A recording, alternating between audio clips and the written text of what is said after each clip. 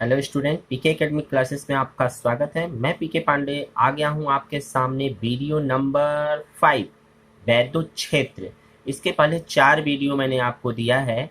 आज मेरा टॉपिक है वैद्युत क्षेत्र। वैद्युत क्षेत्र टॉपिक पढ़ने से पहले हम देखते हैं फिजिक्स क्लास 12th का पहला चैप्टर जो शुरू किए थे, थोड़ा देखते हैं, रिवाइंड करते हैं।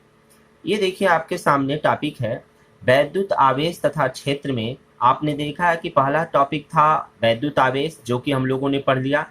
दूसरा टॉपिक है कूलाम का नियम, कूलाम्स लॉ, जो कि हमने पढ़ लिया। तीसरा टॉपिक हमारा वैद्युत क्षेत्र है। तो इन दोनों से रिलेटेड कुल मिलाकर के दो टॉपिक इस पे, एक टॉपिक इस पे, एक टॉपिक इस पे बना था, दो टॉपिक इस पे बना था, एक एक्सरसाइज। कुल मिलाकर के 3 एक 4 वीडियो बन चुके हैं।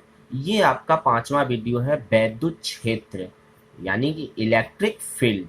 इलेक्ट्रिक फील्ड होता क्या है, तो सबसे पहले देखते हैं कि इलेक्ट्रिक फील्ड यानी वैद्युत क्षेत्र को कितने भागों में बांटा जाता है। तो यहाँ देख लीजिए इलेक्ट्रिक फील्ड और यानी वैद्युत क्षेत्र को आप देख सकते हैं कि वैद्युत क्षेत्र की तीव्रता, वैद्युत बल रेखाएं, यानी कुल मिलाकर के वैद्युत क्षेत्र को 3 भागों में पढ़ना है। वैद्युत क्षेत्र की तीव्रता और वैद्युत बल रेखाएं। तो वैद्युत क्षेत्र से रिलेटेड टॉपिक हम आपको समझाएंगे। तो आइए सबसे पहले हम समझते हैं कि वैद्युत क्षेत्र जी देखते हैं। सबसे पहले हम देखते हैं कि वैद्युत आवेश इस प्रकृति में, मान लेते हैं यहाँ पर कोई वस्तु रखा है, ठीक है, एक आवेश है जिसपे प्लस क्यू चार्ज है, ठीक है, यह आवेश है, इस पे क्या है, प्लस क्यू है। तो इस आवेश पर बताना है हमको कि इसका क्षेत्र कितना है। क्षेत्र का मतलब जैसे मान लीजिए यहाँ कोई आदमी है, तो यह आदमी अगर अपने ऊपर परफ्यूम या सेंट लगाता है वो, तो आप देखते हैं कि यहाँ पर खड़ा हुआ आदमी इसको क्या करता है, बता देता है कि ये कौन सा सेंट या कि क्या लगाया हुआ है ये। यानी कि इस आदमी के चारों तरफ इसका एक क्षेत्र बना हुआ, किसके, उसके परफ्यूम का। इसके अंदर जैसे ही कोई आता है तुरंत पता चल जाता है कि ये सुगंध दे रहा है कि या दुर्गंध दे रहा है। इससे आपका एक क्लियर पता चल जाता है। यानी किसी भी वस्तु के चारों तरफ एक क्षेत्र होता है। उसी प्रकार से आवेश है, तो आवेश की पर भी एक क्षेत्र होगा। तो वो क्षेत्र होगा क्या, जरा देखिए। तो मान लेते हैं इसके क्षेत्र को जानने के लिए यहाँ पर हम कोई एक छोटा सा पॉइंट लेते हैं, जिसको हम कहते हैं परीक्षण बिंदु। क्या कहते हैं, परीक्षण बिंदु। यानी हमको क्या करना है, इस आवेश के कारण इस बिंदु P पर हमको परीक्षण करना है। तो हम इस बिंदु P पर मान लेते हैं कि हम एक आवेश ले लेते हैं जो है Q0, Q0 का मतलब हो गया परीक्षण आवेश। और परीक्षण आवेश का मतलब ये होता है कि एकदम जीरो नहीं होगा, लेकिन जीरो के लगभग, यानी बहुत ही कम, बहुत ही छोटा, यानी कि ये आवेश लिए, ये भी प्लस में ही होता है। याद रखिएगा परीक्षण बिंदु हमेशा पॉजिटिव ही लिया जाता है, ठीक है। आइए यहाँ पर प्लस आवेश है, यहाँ पर देख रहे हैं कि आपके पास एक Q0 आवेश।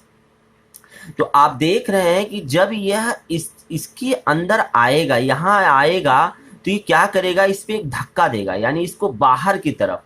यानी देख लीजिए अगर ये बड़ा आवेश है, ये छोटा आवेश जैसे इसके घर में, यानी जब से इसके पास लेकर के आएंगे, तो देखेंगे ये इसको धक्का देकर के बाहर खदेड़ने की कोशिश कर रहा है। क्या कर रहा है, बाहर खदेड़ने की कोशिश कर रहा है। तो क्या पता चला, इस यहाँ यानी कि इस आवेश के कारण इसके चारों तरफ कुछ न कुछ एक क्षेत्र है, ठीक है ना, कुछ न कुछ इसके चारों तरफ एक क्षेत्र है। जैसे ही इस क्षेत्र में आ रहा है तुरंत इसका अनुभव हो रहा है ये इसको बाहर धक्का दे रहा है, ठीक है।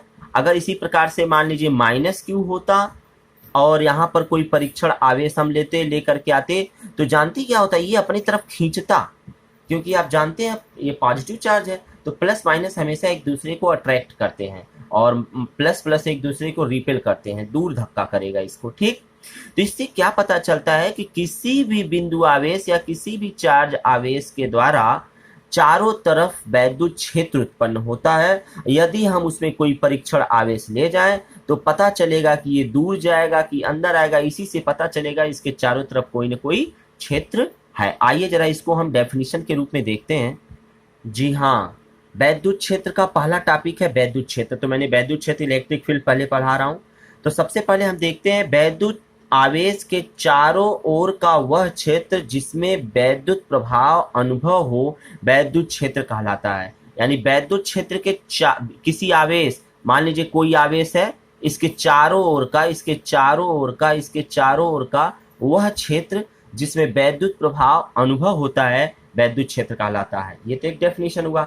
दूसरा डेफिनेशन क्या कर रहा है, प्रत्येक आवेश के चारों ओर का वह क्षेत्र, यानी कोई भी आवेश है उसके चारों ओर का वह क्षेत्र जिसमें किसी दूसरे आवेश को रखने पर, यदि यहाँ पर कोई दूसरा आवेश ले जाए, रखने पर वह आकर्षण या प्रतिकर्षण बल का अनुभव करने लगता है, या तो प्रतिकर्षित होता है या तो आकर्षित होता है, अनुभव करने लगता है, तो वैद्युत क्षेत्र कहलाता है। ठीक है, तो जरा नोट देखें क्या है।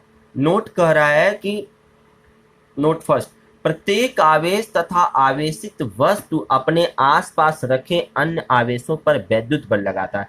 यानी कोई भी आवेश अगर है और या अथवा आवेशित वस्तु है तो अपने आसपास रखे अन्य वस्तुओं पर भी वैद्युत बल लगाता। मान लीजिए यहाँ कोई आवेश रखा है, यहाँ पर कोई बिंदु रखा है, तो ये इस पे ऑलरेडी कोई ना कोई बल लगाता रहता है, कोई ना कोई बल लगाता रहता है। ठीक है, यानी कि काल्पनिक बल हम तो मानते हैं ना, लेकिन ये काल्पनिक बल है, कभी खत्म नहीं होता है। यह नहीं है कि बगल में अगर कोई बिंदु रखा है तो ऑलरेडी इस पे एक बल अनुभव होगा इस पे। ठीक है, दूसरा है किसी आवेश पर वैद्युत बल अन्य आवेश द्वारा उत्पन्न वैद्युत क्षेत्र द्वारा आरोपित होता है, स्वयं द्वारा उत्पन्न वैद्युत क्षेत्र द्वारा नहीं। कहने का मतलब यदि कोई आवेश है, यहाँ पर कोई परीक्षण आवेश Q0 हमने लिया है, तो इस Q0 का कोई अपना क्षेत्र नहीं होता है, बल्कि इसका क्षेत्र होता है। इसका क्षेत्र तो लगभग नगण्य होता है, 0 के बराबर होता है। यानी 0 बराबर नहीं, मतलब 0 के नियर अबाउट होता है, लगभग अप्रॉक्स 0 के होता है।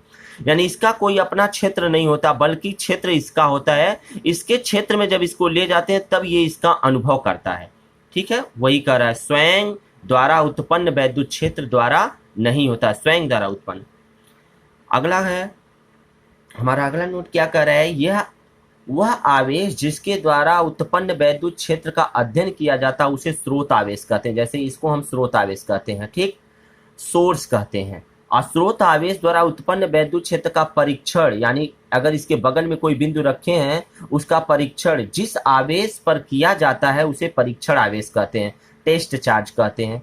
परीक्षण आवेश को Q0 से हमेशा लिखा जाता है, प्लस Q0 से लिखा जाता है, याद रखिएगा हमेशा पॉजिटिव होता है, काल्पनिक होता है, ये से प्रदर्शित किया जाता है, जो कि अति सूक्ष्म आवेश होता है जिस पर प्लस चार्ज होता है, जो लगभग नगण्य होता है। लगभग नगण्य माना जाता है, मतलब 0 के अल्प लगभग माना जाता है। ठीक है, चौथा अगर कह रहा है तो चौथा पॉइंट क्या कह रहा है, वास्तव में परीक्षण आवेश एक काल्पनिक कल्पित आवेश, अभी मैंने बोला फिक्टिशियस चार्ज है, जिसका परिमाण इतना कम होता है कि वह किसी दूसरे आवेश को प्रभावित न कर सके, अर्थात अपना वैद्युत क्षेत्र उत्पन्न न कर सके। अभी मैंने यहाँ बताया है इसका खुद का वैद्युत क्षेत्र नहीं होता है, बल्कि इसका होता है, यानी इस पे कोई बल ही नहीं होता है। अगर होता तो ये इसको प्रभावित करता ना, लेकिन कुछ नहीं, इसको जहां लाइए वैसा ही इसका अनुभव करने लगेगा ये। ठीक है, तो ही अपना वैद्युत क्षेत्र उत्पन्न ना कर सके। ठीक, देख सकते हैं, मान लीजिए स्रोत आवेश है, यहाँ पर कोई प्लस Q चार्ज है, ठीक है, और यहाँ पर परीक्षण आवेश है। तो आप देख रहे हैं कि यहाँ पर स्रोत आवेश है और यहाँ पर परीक्षण आवेश है। जब इस परीक्षण आवेश मतलब बिंदु P है, यानी इस पे मुझे क्या करना है, इसके द्वारा क्षेत्र बताना है। तो इसके द्वारा क्षेत्र बताने के लिए आप देख रहे हैं कि हमेशा ये क्या करेगा, इसको बाहर की तरफ धक्का देगा। तो ये जो बल लग रहा है ना, ये बाहर की तरफ लग रहा है, यानी इसका क्षेत्र बाहर की तरफ लग रहा है। ध्यान दीजिएगा, ये इसके तरफ प्लस की तरफ जब भी जाएगा तो बाहर की तरफ ये धक्का देता है। ठीक, जी हाँ। अब अगला टॉपिक है वैद्युत क्षेत्र की तीव्रता। तो वैद्युत क्षेत्र की तीव्रता क्या होती है, इंटेंसिटी ऑफ इलेक्ट्रिक फील्ड। क्या होती है इंटेंसिटी ऑफ इलेक्ट्रिक फील्ड, मान लीजिए ये आपके पास क्या है, चार्ज है, ये आपके पास क्या है, चार्ज है, और यहाँ पर कोई परीक्षण आवेश है। मान लीजिए चार्ज O बिंदु पे रखा है या परीक्षण आवेश P बिंदु पे है, यानी इस आवेश यानी प्लस Q आवेश के द्वारा इस बिंदु P पर कितना क्षेत्र लग रहा है। तो कितना क्षेत्र लग रहा है यानी कितना बल का अनुभव कर रहा है। तो जो बल का ये अनुभव करता है ना, इसे ही क्या कहते हैं, तीव्रता कहा जाता है। क्या कहा जाता है, तीव्रता, मतलब इसकी इंटेंसिटी कितनी है। तो वही इसमें हमको पढ़ना है। तो टॉपिक क्या है मेरा, टॉपिक है वैद्युत क्षेत्र की तीव्रता, इंस्टेंसिटी ऑफ इलेक्ट्रिक फील्ड। वैद्युत क्षेत्र के किसी बिंदु पर प्रति एकांक परीक्षण धनावेश पर लगने वाला बल को उस बिंदु पर वैद्युत क्षेत्र की तीव्रता कहते हैं। कह रहा है विद्युत क्षेत्र के किसी बिंदु पर प्रति एकांक परीक्षण धनावेश पर लगने वाला बल, यानी कि मान लीजिए ये क्यू चार्ज है और यहाँ पर कोई परीक्षण आवेश है, ठीक है। तो यह क्या करेगा, इस पे जो बल लगाएगा वो पूरा बल, यहाँ से देखिए ये पूरा बल लगा रहा है इस पे, ठीक है ना। लेकिन कह रहा है इस पर लगने वाला प्रति एकांक, इनमें से कोई थोड़ा सा बल का अनुभव करेगा। तो प्रति एकांक परीक्षण धनावेश पर लगने वाले बल को उस बिंदु पर वैद्युत क्षेत्र की तीव्रता कहते हैं। सिंपल तरीके से कह सकते हैं वैद्युत क्षेत्र की तीव्रता जो होती है इसे ई से लिखा जाता है, और इस मतलब टोटल बल, यानी कि टोटल बल इस परीक्षण आवेश पे कुल बल कितना है, मान लीजिए एफ है, तो किस पे बल है, इस पे, यानी इस पे एकांक बल निकालना है तो क्यू से क्या करेंगे, क्यू जीरो से भाग दे देंगे, वही चीजें हैं। यहाँ देखिए वैद्युत क्षेत्र के किसी बिंदु पर क्षेत्र की तीव्रता उस बिंदु पर रखे एकांक परीक्षण धनावेश पर कार्य करने वाले बल के क्या होती है, बराबर होती है। अर्थात इसे हम क्या करते हैं, वेक्टर ई से प्रदर्शित करते हैं इंटेंसिटी को। यदि वैद्युत क्षेत्र किसी बिंदु पर रखे परीक्षण धन आवेश Q0 पर F बल लगा रहा है तो उस बिंदु पर वैद्युत क्षेत्र की तीव्रता, ध्यान दीजिएगा, यदि क्षेत्र के किसी बिंदु पर रखे परीक्षण आवेश धन आवेश Q0 पर F बल लगा रहा है, यानी कि मान लीजिए कोई यहाँ पर आपका आवेश है, यहाँ पर कोई आवेश है, ये Q0 आवेश है और यहाँ पर ये Q आवेश है, प्लस Q आवेश है, यह इस पे जो बल लगा रहा है, ध्यान दीजिएगा, यह इस पे जो बल लगा रहा मान लेते हैं वह वेक्टर F है। तो कह रहा है तो इस आवेश के कारण इस पे लगने वाली तीव्रता जो होती है वह इस बल के अनुपात के, यानी कि इसके बल को यदि इस परीक्षण आवेश से भाग दे दिया जाए तो पता चल जाएगा कि एकांक बल कितना अनुभव होगा, वही तीव्रता कहलाती है। अर्थात तीव्रता इज इक्वल टू कह सकते हैं बिंदु आवेश पर बल, यानी बिंदु आवेश जो है उस पर बल कितना लग रहा अब बटे बिंदु आवेश यानी Q0, ये होता है फार्मूला। ये आपको याद रखने हैं, आगे चल करके काम आएगा। नेक्स्ट देखते हैं, अगला पॉइंट हमारा है नोट क्या कर रहा है, वैद्युत क्षेत्र की तीव्रता वेक्टर ई को सामान्य भाषा में वैद्युत क्षेत्र भी कहा जाता है। देखिए वैद्युत क्षेत्र की तीव्रता कहिए यानी वेक्टर ई कहिए चाहे वैद्युत क्षेत्र का, ये बात है कि जब भी वैद्युत क्षेत्र का नाम आएगा तो आप याद रखिएगा वेक्टर ई का ही नाम आएगा, ठीक है। तो वेक्टर ई लिखा चाहे वैद्युत क्षेत्र कहिए चाहे वैद्युत क्षेत्र की तीव्रता कहिए। आइए जरा इनका मात्रक देखते हैं, वैद्युत क्षेत्र की तीव्रता का मात्रक। तो वैद्युत क्षेत्र की तीव्रता का एसआई मात्रक न्यूटन प्रति कूलाम होता है, जहां 1 न्यूटन प्रति कूलाम बराबर 1 वोल्ट प्रति मीटर होता है, ठीक है। इसी तरीके से यदि हम देखेंगे बीमी सूत्र को देखेंगे डायमेंशन, तो बीमी सूत्र यानी कि ई का बीमा जो होता है वो एफ का बीमा बटे क्यू का बीमा। तो एफ का बीमा आपको पता है ml t पे -2 होता है, और क्यू का बीमा यानी चार्ज यानी आवेश का बीमा at होता है। चार्ज कहेंगे सर कैसे at होता है, क्यू बराबर क्या होता है I इंटू टी, आई मतलब एम्पियर, टी मतलब कैपिटल टी समय, तो at वही है। और जब एक ये देखिए m को रहने दीजिए, l को यही रहने दीजिए, टी को जब ऊपर ले जाएंगे तो यहाँ -1 है, यहाँ पर टी के पावर 1 है, जब ऊपर जाएगा तो -1 हो जाएगा, तो जुड़ जाएगा तो हो जाएगा -3, और जब ए ऊपर जाएगा तो हो जाएगा ए के पावर -1, यानी ई की बीमा ml t पे -3 ए पे -1 होता है। जी हाँ, नोट को देखेंगे, यदि वैद्युत क्षेत्र के सभी बिंदु पर तीव्रता का परिमाण तथा दिशा समान हो तो एक समान वैद्युत क्षेत्र कहलाता है, तथा असमान हो तो उसे कहते हैं असमान वैद्युत क्षेत्र। वैद्युत क्षेत्र के सभी बिंदु पर तीव्रता का परिमाण तथा दिशा समान हो तो क्षेत्र को एक समान कहा जाता है।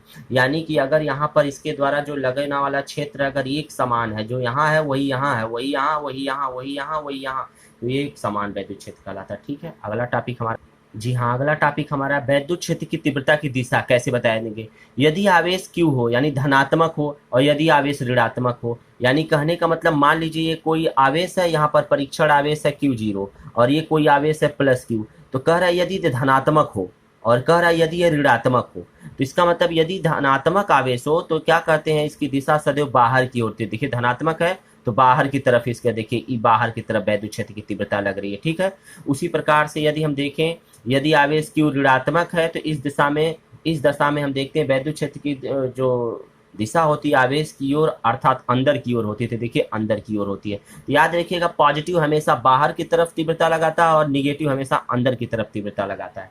ठीक है, आगे देखते हैं। बैटरी या विद्युत सेल में, इसे आप पढ़ करके आसानी से समझ सकते हैं, इसलिए मेरी स्पीड थोड़ी तेज है।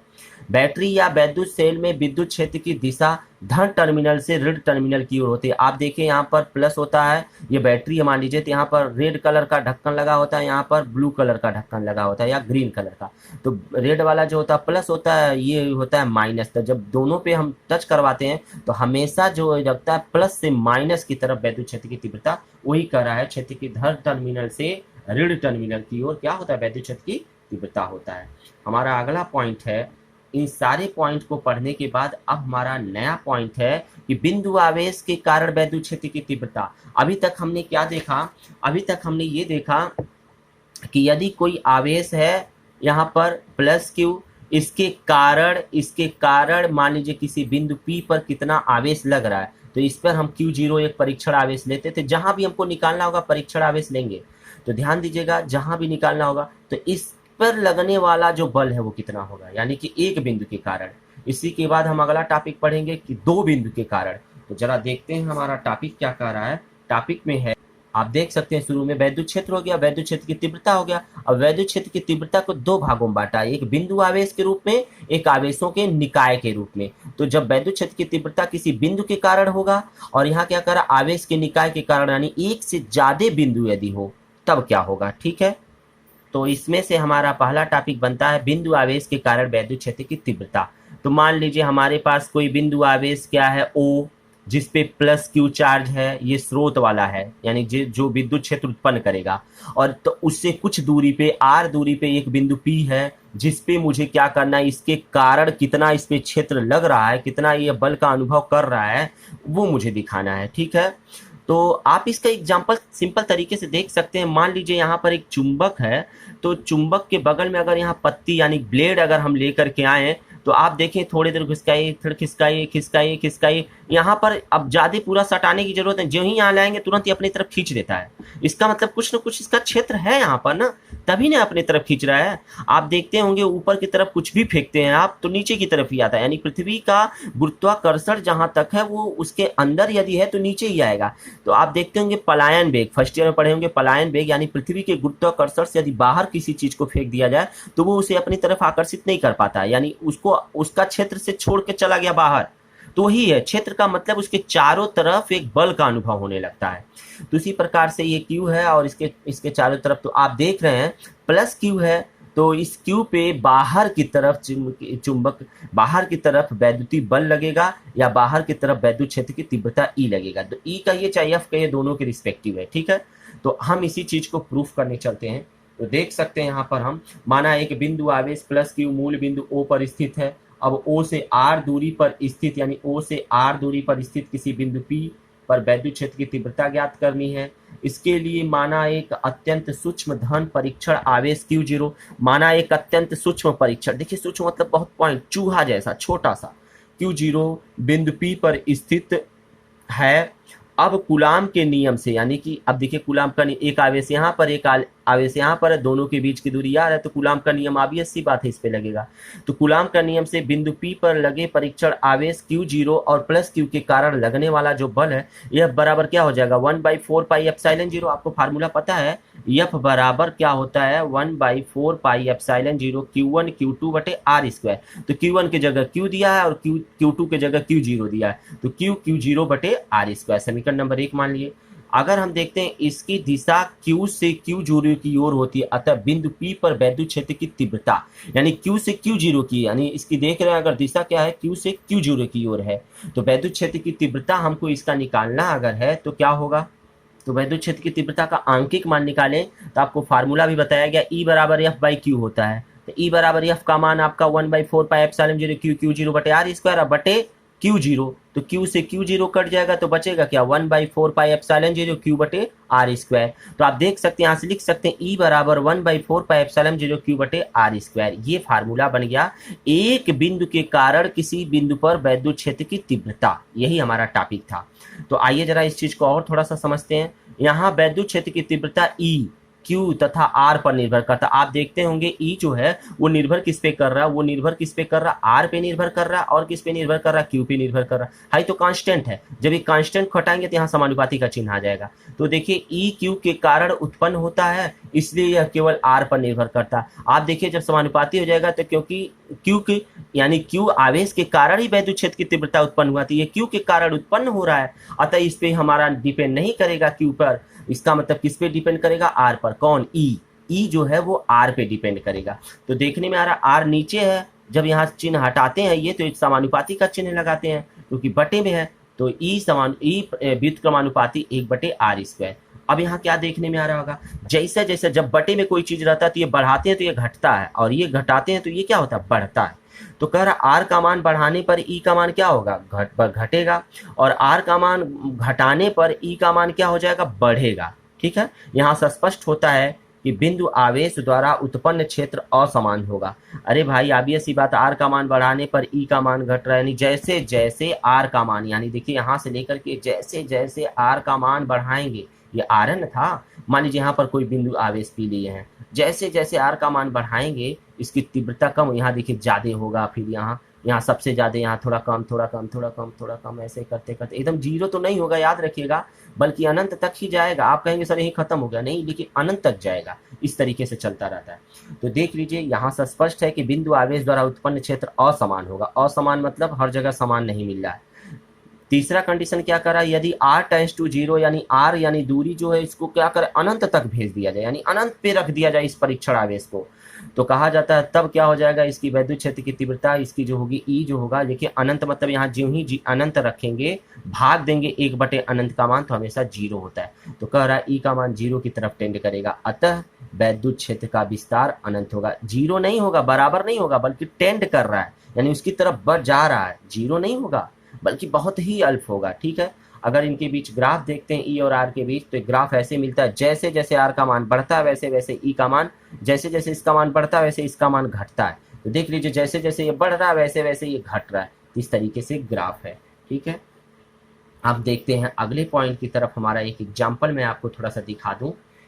एग्जाम्पल के रिस्पेक्ट में देखते हैं, निर्वातित माध्यम है, निर्वात माध्यम है, स्थित एक इलेक्ट्रॉन से 2 मीटर की दूरी पर उत्पन्न वैद्युत क्षेत्र की तीव्रता ज्ञात कीजिए। इलेक्ट्रॉन से तो इलेक्ट्रॉन का आवेश आपको ऑलरेडी पता होना चाहिए, क्या, 1.6 × 10⁻⁻19 कूलम, और करा 2 मीटर की दूरी पर आर यानी 2 मीटर की दूरी पर वैद्युत क्षेत्र की तीव्रता। मान लीजिए यहाँ पर कोई आवेश है, यानी 1.6 × 10⁻⁻19 है। ठीक है, इलेक्ट्रॉन का है, यहाँ से कह रहा है यानी यहाँ से 2 मीटर की दूरी पर, यहाँ से 2 मीटर की दूरी पर एक बिंदु पी, ये परीक्षण आवेश Q0 है, तो कह रहा है इसकी तीव्रता बताइए।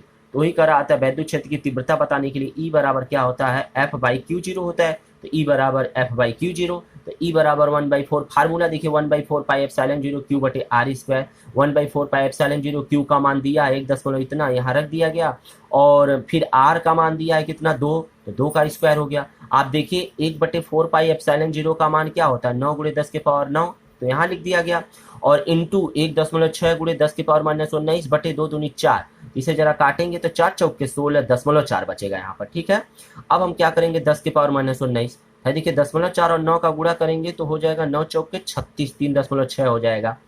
अरे भाई 9 × 10.4 का गुणा करेंगे तो 9 चौक के 36 होता है, एक अंक पे दशमलव लगा है तो 0.1 अंक पे लग जाएगा, 3.6 हो जाएगा। और देखिए 10⁻9 है, यहाँ 10⁻⁻19 है, तो माइनस है यहाँ प्लस है, घट जाएगा तो बचेगा -10, 9 घट जाएगा तो बचेगा -10, क्योंकि चिन्ह इसका बड़ा है। तो ठीक है, उसके बाद क्या करेंगे, 3.6 × 10⁻−10 न्यूटन कूलम। बड़े ही आसानी से ये देख सकते हैं, इसी तरीके से बहुत सारे क्वेश्चन आगे लगवाए जाएंगे। जी हाँ, कभी कभी पूछता क्या है कि वैद्युत क्षेत्र की तीव्रता का सदिश रूप पूछता है। क्या पूछता है, सदिश रूप पूछता है, बहुत इंपॉर्टेंट है। तो ध्यान दीजिएगा, बिंदु आवेश के कारण वैद्युत क्षेत्र की तीव्रता सदिश रूप में यदि पूछता है तो vector E = 1/4 pi epsilon 0 Q/r² तो होगा ही। सदिश रूप में करने के लिए बस वहां वेक्टर लगा देते हैं, r कैप जो भी दिया रहता है, जो भी रहता है बस उसी को क्या करते हैं, दूरी का इनवर्स लगा देते हैं, ये कैप लगा देते हैं। कैप का मतलब हो गया एकांक वेक्टर। तो सदिश में एकांक वेक्टर लिखा जाए, आर एकांक सदिश जिसकी दिशा स्रोत आवेश Q से परीक्षण आवेश Q की ओर होती है। देखिए स्रोत आवेश है, यहाँ परीक्षण आवेश है, तो इसकी दिशा देखिए इसकी डायरेक्शन में ऐसे होती है, ऐसे तो यहाँ पर एकांक सदिश मतलब पूरा यहाँ से लेके यहाँ तक तो सदिश है ही, तो एकांक सदिश बस थोड़ा सा सदिश इधर जो है तो उसी को वेक्टर आर यदि लिया जाए तो ये फार्मूला होता है। याद रखिएगा, कभी कभी इसके रूप में भी पूछा जाता है। जब ये सदिश में पूछेगा तो ऊपर वेक्टर रहेगा और सदिश नहीं रहेगा तो वेक्टर नहीं रहेगा।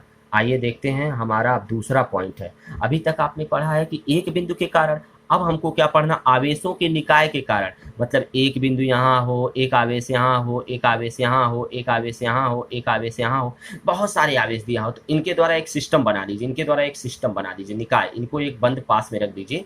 तो कह रहा है आवेश के निकाय के कारण वैद्युत क्षेत्र की तीव्रता क्या होगी। तो आइए जरा समझते हैं आपको।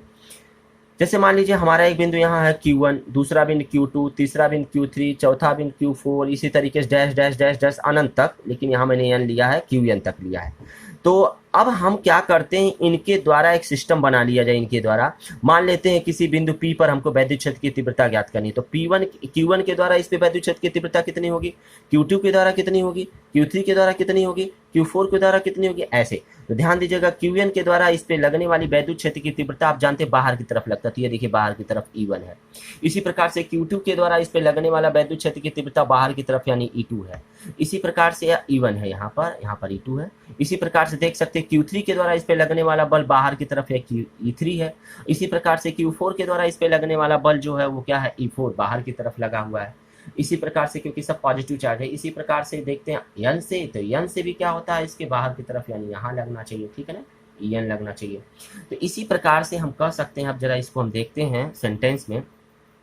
माना कोई निकाय अनेक बिंदु आवेश Q1, Q2, Q3 dash dash dash Qn से मिलाकर के बना है, ठीक है। कोई निकाय है इस तरीके से सिस्टम जो इस तरीके से बना हुआ है, जिसमें Q1, Q2, Q3 क्या है, उसमें आवेश है। निकाय में प्रत्येक आवेश स्वतंत्र रूप से वैद्युत प्रभाव उत्पन्न करता है। यदि वैद्युत क्षेत्र के किसी बिंदु पर इन आवेश के कारण उत्पन्न वैद्युत क्षेत्र की तीव्रता क्या है, मतलब आप जानते हैं कि Q1 है तो ये भी कोई ना कोई क्षेत्र उत्पन्न करेगा, ये है तो ये भी कोई ना कोई क्षेत्र उत्पन्न करेगा, मतलब कि तीव्रता उत्पन्न करेगा, ये भी कोई ना कोई क्षेत्र उत्पन्न करेगा। तो अगर P है, अगर P पे इसके द्वारा अगर हम देखते हैं तीव्रता कितना होगा, इसके द्वारा देखते हैं तीव्रता कितना होगा, इसके द्वारा देखते हैं तीव्रता, तो आप कह रहा वही कि मान लेते हैं इसके द्वारा तीव्रता E1, E2 dash dash dash En है, यानी Q1 के द्वारा E1 है, Q2 के द्वारा E2 है, Q3 के द्वारा इस तरीके से है, ठीक है।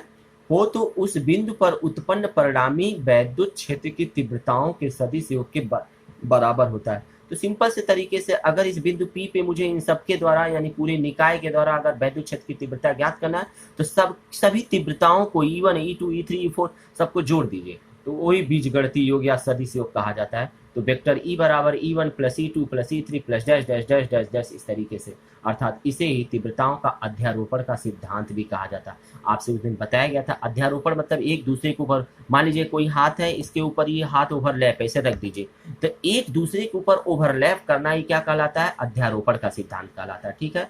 आइए जरा नोट देखते हैं। नोट के रूप में क्या है, दो आवेशों के कारण उत्पन्न परिणामी क्षेत्र की तीव्रता अगर निकाला जाए, मान लीजिए एक आवेश निकाले अभी, उसके बाद क्या निकाले हैं, बहुत सारे आवेश यहाँ पर निकाला गया है, यहाँ देखिए बहुत सारा आवेश निकाला गया है। अब बहुत सारे आवेश को यदि मैं क्या करूँ कि इनमें से केवल दो आवेश लिया जाए, Q1 और Q2 ले लिया जाए, तो Q1 पर E1 है और Q2 पर लगने वाली तीव्रता E2 है। तो दो आवेशों के कारण उत्पन्न परिणामी वैद्युत क्षेत्र की तीव्रता E बराबर क्या होती है, करड़ी में E1, देखिए मान लीजिए यहाँ पर कोई बिंदु है, इसके डायरेक्शन में यहाँ E1 लग रहा है, इसके डायरेक्शन में यहाँ E2 लग रहा है, तो इन दोनों का परिणामी यदि निकालना तो 20 से निकाल दीजिए। तो ये देखिए इसका परिणामी क्या हो जाएगा, E, क्या है E बराबर क्या हो जाएगा, E1 और E2 को जोड़ देंगे। तो ये देखिए फार्मूला, यहाँ से देखिए त्रिभुज का नियम लग सकता है, यहाँ से पाइथागोरस प्रमेय भी लगा सकते हैं, यहाँ से देखिए त्रिभुज का। तो फार्मूला होता है E1 square plus E2 square plus 2 E1 E2 cos theta, ठीक है, इन दोनों का वर्ग करके होता है। तो E बराबर करड़ी में E1 square plus E2 square plus 2 E1 E2 cos theta, ये फार्मूला याद रखिएगा। इसका कैलकुलेशन होता है, तो फर्स्ट ईयर में कैलकुलेशन इसका बताया गया होगा।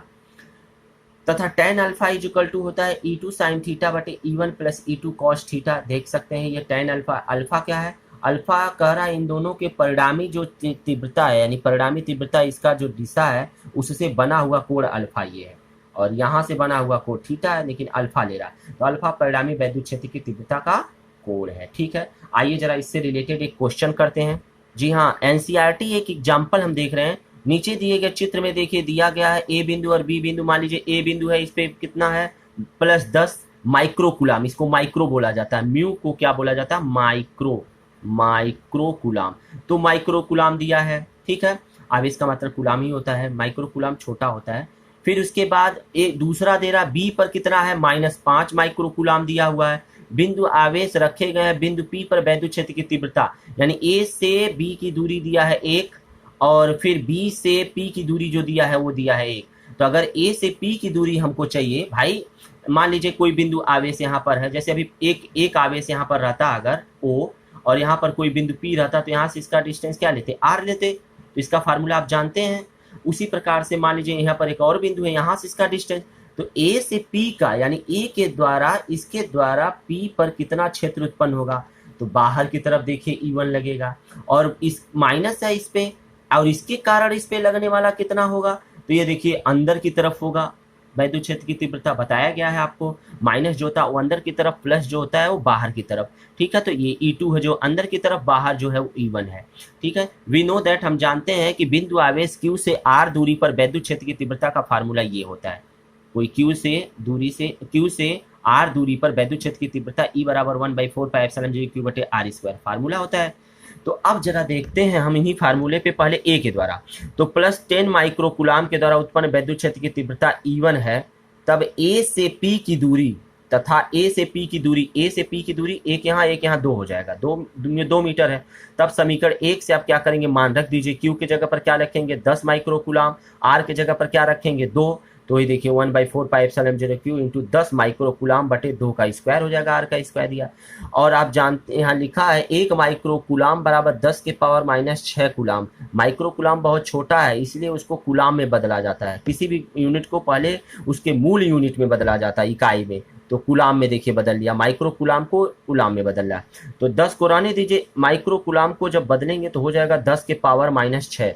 तो देखिए यहाँ, तो यहाँ देखिए सबसे पहले इसका मान रख दिए हैं 9 × 10 के पावर 9, और गुड़े ये तो 10 यहाँ रहने दिए हैं, और फिर गुड़े ये देखिए गुड़े 10 लिखे हैं, यहाँ 10 लिखे हैं, गुड़े 10 के पावर -6 दिया है, और कुलाम दिया है, बटे 4 हो जाएगा। तो देख सकते हैं 10 के पावर 9 और 10 के पावर -6 अगर हल करेंगे तो यहाँ देखिए 10 दिया है, यहाँ 10 के पावर -6, यहाँ पर 1 छिपा है और यहाँ पर -6 है, तो ये दोनों मिलकर के माइनस घट जाएगा ना, 6 में से 1 घट जाएगा 5, तो -5 हो जाएगा। तो 9 × 10 के पावर 9 × 10 के पावर -5 बटे 4। तो देखिए 10 के पावर 9 और 5 ये दोनों फिर सेम है, और यहाँ पर ये आधार सेम है, तो ऊपर वाला क्या हो जाएगा, जुड़ जाएगा, यहाँ प्लस यहाँ माइनस, तो घट करके कितना आएगा, 9 में से 5 जाएगा 4, तो 10 के पावर 4 बचेगा। यहाँ 4 में इससे भाग देंगे तो आएगा 2.25, यानी 9 में यदि हम 4 से भाग देंगे, देखिए 9 में अगर 4 से भाग देंगे तो 4 दूनी 8 हो जाएगा, बचेगा 1, 10, फिर उसके बाद क्या होगा, दशमलव लगा करके 0 लगेगा। उसी तरीके से देखिए 2.25 × 10 के पावर 4, यानी अब देखें इसकी दिशा क्या है, ए से, क्योंकि ए से इस पे दिशा जो है बाहर की तरफ है, तो ए से क्या है, पी की ओर इसकी दिशा होगी, ठीक है। आइए पुनः देखते हैं 5 के कारण, यानी दूसरे बिंदु के कारण हमारा -5 के कारण। तो देखिए यदि -5 माइक्रोकुलाम द्वारा उत्पन्न वैद्युत क्षेत्र की तीव्रता E2 है, तो B से P की दूरी, तो ध्यान दीजिएगा B से P की दूरी कितना है, 1 मीटर दिया हुआ है, 1 मीटर। तब समीकरण 1 में क्या करेंगे, यहाँ पर हम समीकरण 1 में Q का और R का मान रख देंगे, तो 1/4πε0 इंटू Q का मान कितना दिया है 5 माइक्रोकुलाम बटे 1 का स्क्वायर हो जाएगा, तो इसका मान दिया है 9 × 10 के पावर 9, और 5 गुणे माइक्रोकुलाम को जब बदलेंगे किसमें, कुलाम में, तो हो जाएगा 10 के पावर -6 कुलाम। यहाँ देखिए लिख सकते हैं 9 × 5 = 45 हो जाएगा, 9 और 5 का गुणा करेंगे 9 × 5 = 45 हो जाएगा, और 10 के पावर 9 10 के पावर -6 दोनों जुड़ेगा, यहाँ देखिए प्लस यहाँ माइनस घट जाएगा, तो आ जाएगा कितना, 9 में से 6 जाएगा 3, और चिन्ह इसका बड़ा प्लस वाला, इसलिए यहाँ पर प्लस रहने देंगे, तो 45 × 10 के पावर 3 कुलाम। और जानते हैं कभी भी मान या 2 अंकों में नहीं, हमेशा दशमलव के बाद, तो दशमलव किसी भी अंक के पीछे जो होता है दशमलव छिपा रहता है, जैसे 45 दिया 95 दिया तो दशमलव यहाँ है, तो देखिए दशमलव यहाँ छिपा, जब इसको इस डायरेक्शन में ले जाएंगे तो यहाँ गुणे 10 करना पड़ेगा, कितना करना पड़ेगा 10, तो 4.5, देखिए वो दशमलव खिसक करके यहाँ आ गया, 4.5 × 10 के पावर 1 गुणे 10 के पावर 3 हो जाएगा। तो ये देखिए 10 के पावर 1 और 10 के पावर 3 मिलकर के कितना हो जाएगा, 10 के पावर 4.5 × 10 के पावर 4 कुलाम। तो E2 का क्या है, E2 में आप देख रहे हैं किधर से किधर जा रहा है, E2 इसके कारण E2 जो है वो P से क्या है, B की तरफ आ रहा है, तो देखिए वही यहाँ लिखा है P से B की ओर आ रहा है। अब हम क्या करेंगे, E1 और E2 पर परस्पर विपरीत दिशा में है, अतः बिंदु P पर परिणामी तीव्रता यह देखिए E1 और E2 जो है एक इधर है, एक इधर है, इसका मतलब दोनों घटेगा, जुड़ेगा लेकिन घट जाएगा। तो देखिए E बराबर E1, घटने का मतलब अंतर दिखा रहा है, अंतर का मतलब जो बड़ा हो उसको पहले लिखेंगे जो बात। तो पहले देखिए E1 का मान ये है और E2 का मान निकाला गया है, तो इतना आया था, ये अंतर इसको बोला जाता है लगभग। अंतर का मतलब होता है कि जो दोनों में से बड़ा उसको पहले लिखते हैं, इसको बाद में। तो ये देखिए इसको पहले लिख दिया, इसको बाद में जो लिखेंगे तो अंतर बदल करके माइनस में हो जाएगा। तो ये देखिए 4.5 में से 2.25 घटेगा, 4.5 में से 2.25 घटेगा। तो जब इसके ऊपर अंक नहीं रहता, जीरो बढ़ा देते हैं, यहाँ सुधार लेंगे तो 10 में से 5 जाएगा तो हो जाएगा 5। यहाँ कितना बचा, 4, 4 में से 2 जाएगा 2 दशमलव, अब यहाँ 4 में से 2 जाएगा 2, तो 2.25। तो देखिए आ गया इसको घटाने पे। ये देखिए 10 के पावर 4, 10 के पावर 4 दोनों में से कॉमन हो गया, तो बचेगा 4.5 और 2.5, घटाएंगे तो आएगा 2.25 गुणे 10 के पावर 4 न्यूटन प्रति कूलाम। तो ई का मान ये आपका है, जिसमें पी से बी की ओर है। तो ये आपका टॉपिक था वैद्युत क्षेत्र से, जितना टॉपिक था वो सारा टॉपिक इसमें कवर कर दिया गया है। अगले टॉपिक में आपको हम नया पॉइंट पढ़ाएंगे, जरा देखते हैं। अगला पॉइंट हमारा है वैद्युत बल रेखाएं, यानी वैद्युत क्षेत्र हमने पढ़ लिया, वैद्युत क्षेत्र की तीव्रता यानी बिंदु आवेश के कारण और आवेशों के निकाय के कारण हमने पढ़ लिया, यानी एक बिंदु के कारण पढ़ा और बहुत सारे बिंदु के कारण यहाँ पर पढ़ लिया। अब क्या हमको पढ़ना है, वैद्युत बल रेखाएं। तो अगर ये वीडियो अच्छा लगा हो तो लाइक जरूर करें और हाँ, अपने दोस्तों में शेयर भी करें। साथ ही साथ जो लोग नए जुड़े हों चैनल से, सब्सक्राइब जरूर कर लें। ये वीडियो देखने से पहले, इसके पहले जितने भी वीडियो दिए हैं उसको आप देखेंगे तो अपने आप टॉपिक टू टॉपिक समझ में आ जाएगा। यदि आपको वीडियो समझ में नहीं आता है तो आप प्लेलिस्ट में जाकर, पीके एकेडमिक क्लासेस में आप प्लेलिस्ट में जाकर के वहाँ पर खोलेंगे तो सारा टॉपिक टू टॉपिक पढ़ा हुआ, वहाँ से आप आराम से पढ़ सकते हैं। तो इस वीडियो में इतना ही, आज के लिए बस इतना ही। धन्यवाद।